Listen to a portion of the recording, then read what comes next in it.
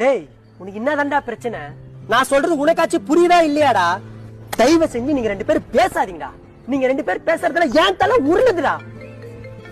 இந்தா நீ ஏன் உன் வாயால இனிமேல் நான் உன்கிட்ட பேச மாட்டேன்னு சொல்லு. புடி பேசு. உன் பேச்சுக்கா புடி மச்சான். இதுதான் கடைசி. இதுக்கப்புறம் என் பையன் கூட பேசாத. நம்ம ஒரு காலத்துல பேசி பழகி ஒன்னா இருந்தோம்.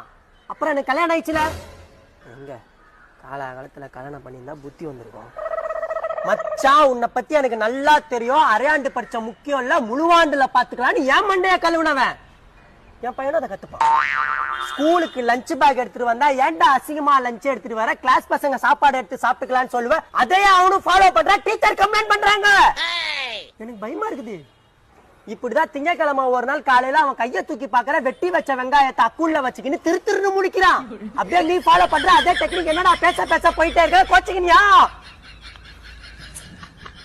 4 மணி ஆயிடுச்சு. ஆந்து பையன் ஸ்கூல் விட்டுருவாங்க. விளையாட வரலாம், அவன் கோச்சுப்பான். நான் இன்னொரு நாள் உன்கிட்ட பேசுறேன்.